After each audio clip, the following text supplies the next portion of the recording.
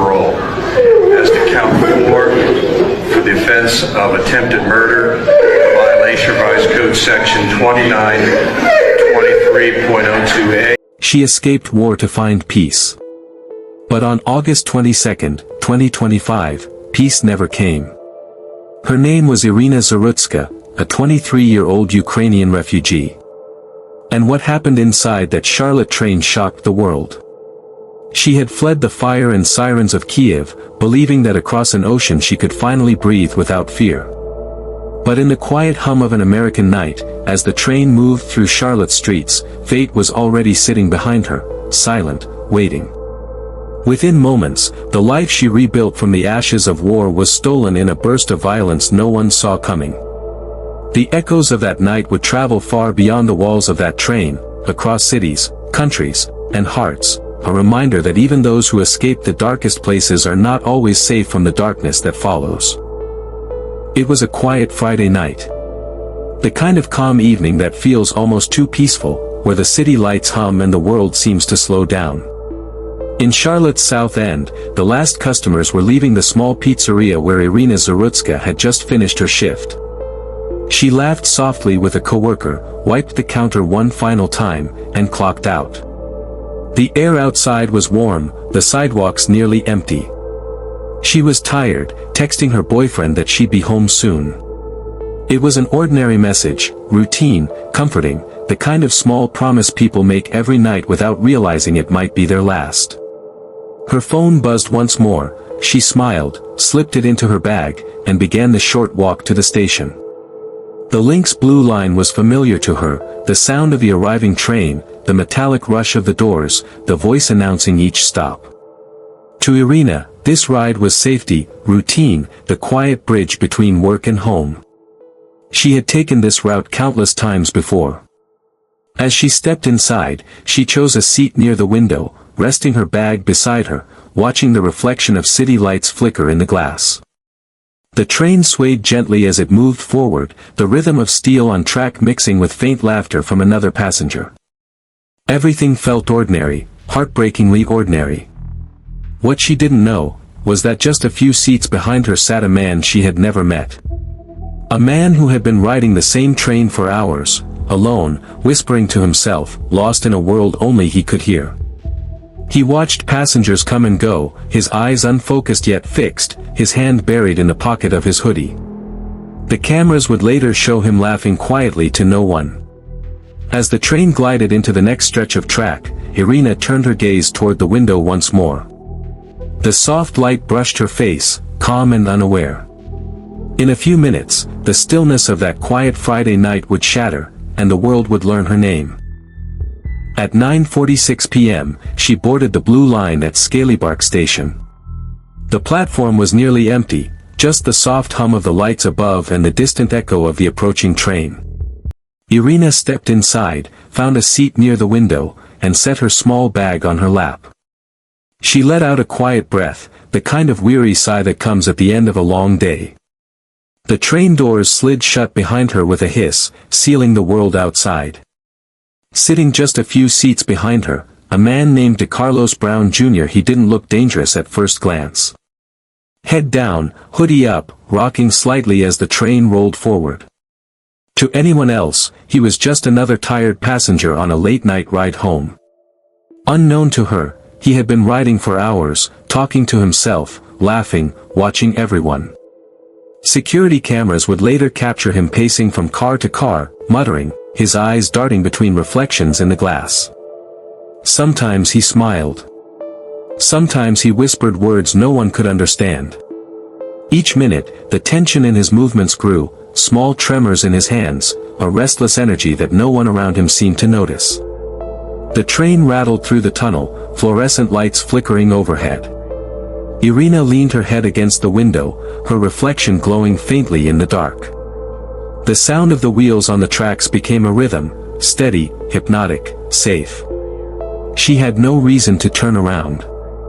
No reason to fear the silence behind her. But in that silence, something was shifting, an invisible storm building only a few feet away. The man's laughter stopped. He reached into his hoodie. The carriage was still, every passenger lost in their own world, phones, music, thoughts of home. And then, everything changed. What happened next would last less than 60 seconds, but haunt a nation forever. A single movement shattered the stillness. In the flash of a second, the quiet train became a scene of chaos. Gasps, screams, confusion, and a life cut short before anyone could comprehend what was happening. When the train finally slowed to a stop, nothing would ever be the same again. The security footage, the headlines, the outrage, they would all come later. But in that single minute, on that quiet ride through Charlotte, the world lost a young woman who had already escaped one war, only to meet another she never saw coming. For minutes later, without warning, he stood up, and stabbed her from behind. It happened in silence first, the kind of silence that lives just before disaster. The train swayed gently, lights flickering overhead, as if time itself hesitated. Iryna didn't even turn around. The first strike came fast, sharp, unseen. Once. A gasp escaped her lips, confusion flashing across her eyes as she clutched her side, not understanding what had just happened. Then came the second. Twice. The sound was muffled by the hum of the moving train, a sickening rhythm that no one could comprehend at first. Her phone slipped from her hand, clattering softly to the floor. For a heartbeat, everything seemed frozen, passengers staring, disbelief painted across their faces. Then, the third strike. A third time, in the neck. The motion was brutal, final. The attacker's expression, blank, detached, as if he wasn't fully there, as if his mind had drifted somewhere dark and unreachable. Iryna's body jolted, her hands instinctively reaching for the wound, her breath coming in short, desperate bursts. She tried to stand, to turn, but her strength was leaving her. The light in the train flickered once more, illuminating her face, pale, terrified, fading. Around her, passengers screamed, someone shouted for help, another froze in shock. A few feet away, a man dropped his coffee, unable to move. The world inside the train car had collapsed into chaos. The seconds stretched like hours. Iryna fell forward, collapsing onto the cold floor, her blood tracing a thin line beneath her. Her eyes fluttered open for a brief moment, staring at the reflection in the window, a reflection of herself, and behind it, the man who had taken everything. The train didn't stop. It kept moving, carrying her and her killer through the city lights, unaware of the life fading away inside. By the time the doors opened at the next station, it was over. The silence returned, but it wasn't the same. It was the kind of silence that stays, that haunts, that asks a single question: how could this happen? Brown calmly walked off the train, only to be tackled by police 2 minutes later. The doors slid open at East/West Boulevard Station, the night air spilling in, cool, still, unaware of what had just happened inside. Passengers stumbled out in shock, some crying, others frozen, their hands trembling as they tried to explain the unexplainable. And then he appeared, DeCarlos Brown Jr., stepping out as if nothing had happened, his hood still up, eyes distant, a faint smile on his face. He moved slowly across the platform, the crimson stains on his hands glinting under the harsh fluorescent lights. For a moment, it almost looked like he was free, walking away from the horror he'd created. But the silence didn't last. Officers waiting nearby shouted commands, closing in, their boots echoing across the concrete. Brown didn't run. He didn't fight. He just looked at them, blank, detached, as they forced him to the ground. He was covered in blood, his own hand cut. The metallic smell filled the air, mixing with the electric buzz of police radios and the distant hum of the train now standing still. As the officers restrained him, one of them asked the question everyone else was too afraid to say aloud: why? Brown's head tilted slightly, his voice calm, almost casual, as if describing something ordinary. His words to officers: "I got that white girl." The phrase hung in the air like a curse, cold, senseless, impossible to forget. In that moment, the horror of what he'd done became real to everyone who heard it. Behind him, the train doors remained open, lights flickering over the scene of tragedy he had left behind. Paramedics were already rushing in, too late to change the ending. Cameras captured every second, the arrest, the blood, the disbelief, images that would soon circle the globe. The man who had spent the day lost in his own madness was finally in custody, but the question of how he was ever free to begin with was only just beginning to burn through a nation's conscience. The killing of Iryna Zarutska sent shockwaves far beyond Charlotte.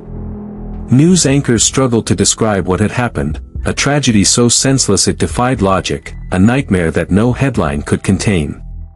Candlelight vigils began to appear outside train stations, restaurants, churches, people who never knew her holding photos of a girl who had just wanted to live. A refugee who fled Russian bombs, only to die on an American train. The irony struck like thunder across continents. She had escaped one war, only to walk straight into another, one that wore no uniform, carried no flag, and hid in plain sight. Her death wasn't on a battlefield, yet it carried the same echo of violence and loss. It wasn't just Charlotte that mourned, it was Kyiv, Lviv, Warsaw, entire cities that saw their daughters in her. Her story spread across Ukraine, Europe, and the United States. Social media flooded with her photos, her shy smile, her sketches, her dream of restoring art destroyed by war. Hashtags turned into movements, politicians made promises, strangers wrote letters to her grieving mother. In Kyiv, people laid flowers at the steps of St. Michael's Cathedral. In Charlotte, the pizzeria where she worked closed for a day, its front window lined with candles that flickered against the night. News outlets replayed the footage of the train again and again, that ordinary moment that turned into horror. But behind every headline was the same unbearable truth: she survived bombs, hunger, and exile, but not the random cruelty of a stranger. Around the world, people asked the same questions, about safety, about mental health, about justice. Yet none of those answers could bring Iryna back. Her death became more than a story, it became a mirror, reflecting what society had ignored for too long. And in that mirror, millions saw not just Iryna, but the quiet faces of all those who leave home hoping for peace, and never find it. Brown had been arrested 14 times. Diagnosed with schizophrenia. The records told a story no one wanted to read, a man spiraling for years through police stations, hospitals, and courtrooms, only to end up right where he started, on the streets. Each arrest, each warning, was another red flag lost in paperwork. His mother begged for help, but was denied involuntary commitment. She had seen it coming. The sleepless nights, the voices he heard, the fear that one day he'd hurt someone, or himself. She pleaded with doctors, with judges, with anyone who would listen. But the laws were rigid, the systems slow, and the answers always the same: there's nothing we can do until he does something. The system knew he was dangerous, but still, he was free. Those words would echo through courtrooms and headlines in the weeks that followed. They weren't just about one man, they were about every warning ignored, every gap between compassion and accountability. In Charlotte, investigators pieced together his history, the missed appointments, the dismissed cases, the warnings that went nowhere. Reporters uncovered documents showing that even when Brown attacked strangers in the past, he was released within days. He was a man broken by illness, but left unchecked by a system that had long stopped seeing him. And now, because of that failure, a young woman who had already escaped one kind of chaos was taken by another. The outrage was immediate and raw. People asked, how many chances does someone get before tragedy strikes? How many warnings does it take for someone to listen? But for Iryna Zarutska, those questions came too late. The system that freed him had also failed her, and the cost was everything. Public anger turned into action. In the days after Iryna's death, the streets of Charlotte filled with candles, flowers, and rage. Crowds gathered outside the courthouse holding her photo, a young woman smiling softly, unaware that her face would soon become a symbol. The voices began quietly at first: neighbors, students, mothers, people who had never met her but felt like they had. And then it grew, into protests, petitions, speeches on the steps of City Hall.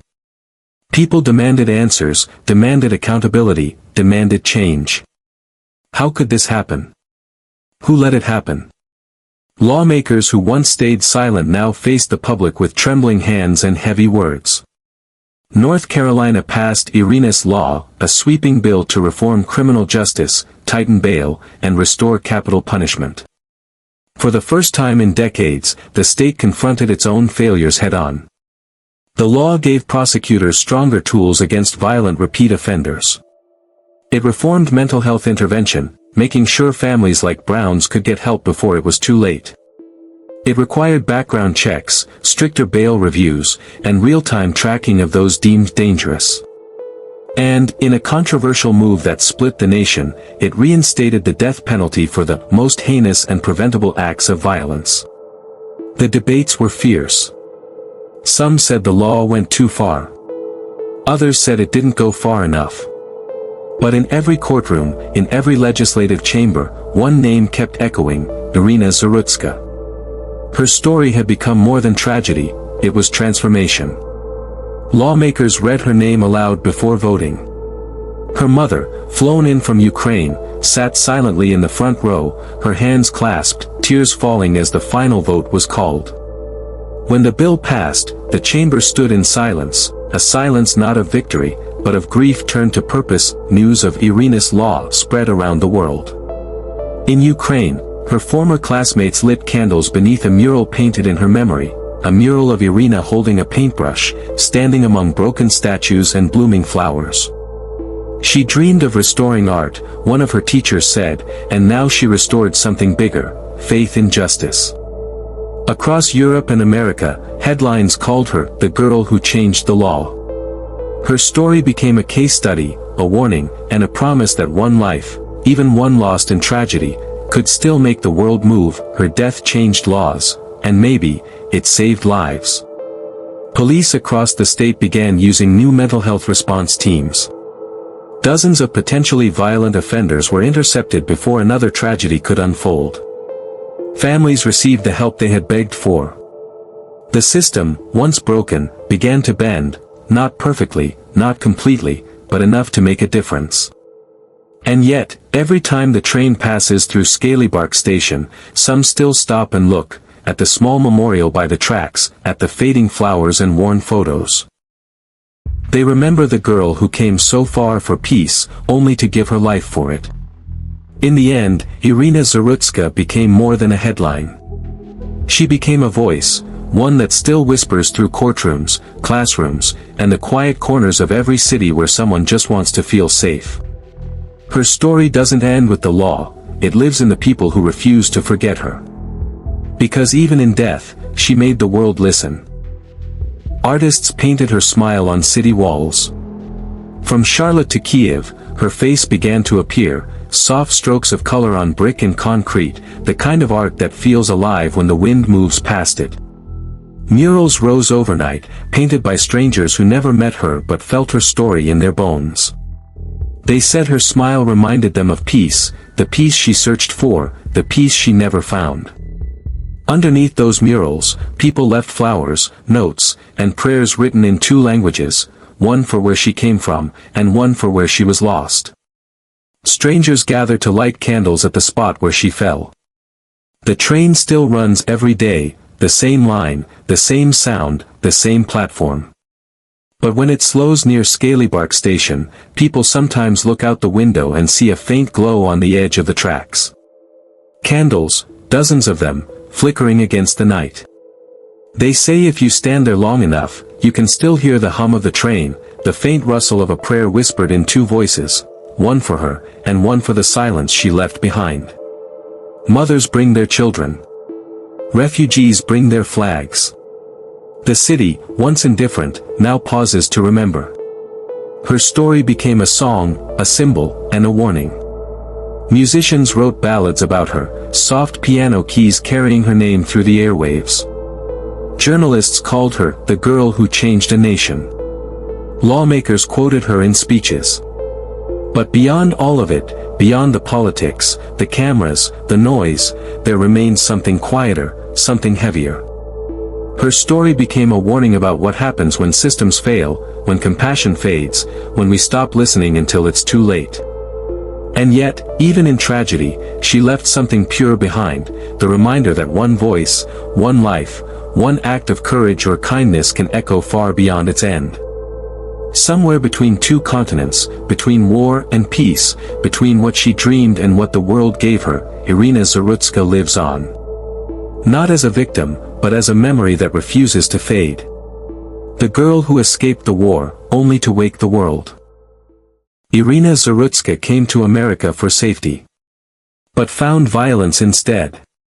Remember her name, not just for how she died, but for the change her death brought.